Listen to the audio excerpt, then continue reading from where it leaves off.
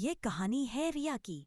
रिया एक ऐसी लड़की थी जिसको हमेशा से प्यार, केयर और एफर्ट्स में विश्वास था। उसने नया ऑफिस ज्वाइन ही किया था। एक दिन रिया अपने काम में व्यस्त थी कि अचानक वह कबीर से टकराई। कबीर एक हैंडसम और चार्मिंग लड़का था।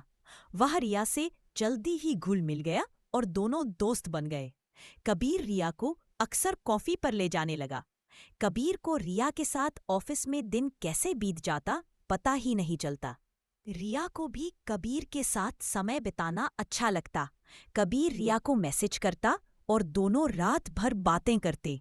कबीर कहता, तुम्हारे साथ तो मंडी भी मजेदार लगता है। ये मीठी बातें रिया को अच्छी लगने लगी। वो भी कबीर को पसंद करने लगी थी। जब भी कबीर को काम ज्यादा होता, रिया हमेशा उसकी हेल्प करती। उसका काफी सारा काम वह कर देती। शाम को जब कबीर उसे थैंक्स बोलता, उसे लगता कि उसकी मेहनत सफल हो गई हो। धीरे धीरे कबीर दिन भर ऑफिस में मस्ती करने लगा, टाइम पास करता और फिर जब काम ज्यादा हो जाता तो रिया उसकी हेल्प करती। रिया अपने साथ साथ कबीर का भी काम करके दिन भर में थक जाती। पर जब शाम को कबीर उसे मिलता और उसको प्यार से थैंक्स बोलता, उसकी तारीफ करता, तो वह अपना सारा स्ट्रेस भूल जाती। कबीर का प्यार पाने के लिए वह कितना भी काम करने को तैयार हो जाती। पर कबीर रिया के एफर्ट्स को नहीं समझता। वह ऑफिस में मस्ती करता और शाम को रिया के घर जाकर उसे अपनी मीठी मीठी बातों से खुश करता। रिया उसे इतना अटैच हो गई कि वह जाते हुए भी उसे देखती रहती। एक दिन ऑफिस में एक बहुत ही स्मार्ट सी लड़की तान्या आई। कबीर उसे देखता ही रह गया। उसने तान्या की तरफ हाथ बढ़ाकर उसे वेलकम किया। रिया ये देख काफी इनसिक्योर हो गई। कबीर तान्या से नजदीकियां बढ़ाने की कोशिश करता और रिया बेचारी बेबस होकर देखती रह जाती। रिया तो जैसे उसका काम खत्म करवाने का बस एक जरिया थी। कबीर तान्या को इम्प्रेस करने का कोई मौका नहीं जाने देता। रिया का दिल दुखता और वह परेशान हो जाती। एक दिन शाम को जब कबीर रिया के घर आया तो रिया ने उससे पूछा, तुम तान्या से इतना क्लोज क्यों हो रहे हो कबीर? कबीर कैजुअली बोला, शी इज हॉट, सोच रहा हूं उससे डेट कर लूं।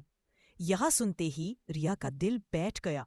उसने घबराकर कबीर से कहा, पर हम तो एक दूसरे के साथ हैं ना? कबीर ने कहा, क्या बात कर रही हो तुम? हम सिर्फ फ्रेंड्स हैं। रिया का जैसे दिल ही टूट गया। उसे विश्वास नहीं हुआ कि ये वही कबीर है जो दिन रात उसकी तारीफें और उसके साथ रहना चाहता था, उसके साथ कोजी मोमेंट्स बिताता था। कबीर रिया का हाथ छोड़कर चला गया। रिया उसे जाते हुए बस देखती रह गई। अगले दिन रिया ने यह बात अपनी बेस्ट फ्रेंड निशा से शेयर की। मैंने ऐसा क्या गलत किया है जो कबीर इतना बदल गया है? मैंने तो उसका प्यार और अटेंशन पाने के लिए दिन रात उसका काम तक करके दिया। निशा ने उसे समझाया, तुझे किसी का प्यार पाने के लिए इतने एफर्ट्स करने की जरूरत नहीं कि तू खुद परेशान हो जाए और तेरी हेल्थ तक बिगड़ जाए। पर रिया ने कहा, अभी उसे एहसास नहीं है, वो बस थोड़ा भटक गया है। मैं अपने प्यार से उसको एहसास दिला दूंगी कि हमारे बीच में कितना प्यार है। रिया ने कबीर के पास जाकर पूछा, कॉफी?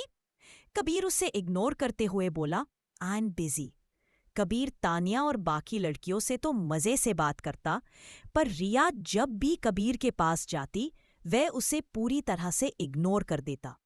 रिया ने तान्या की तरह मॉडर्न कपड़े पहनकर भी उसे इम्प्रेस करने की कोशिश की, पर कबीर दूसरी लड़कियों में ही बिजी था। रिया शॉक्ड रह जाती और उसे रोना ही आ जाता।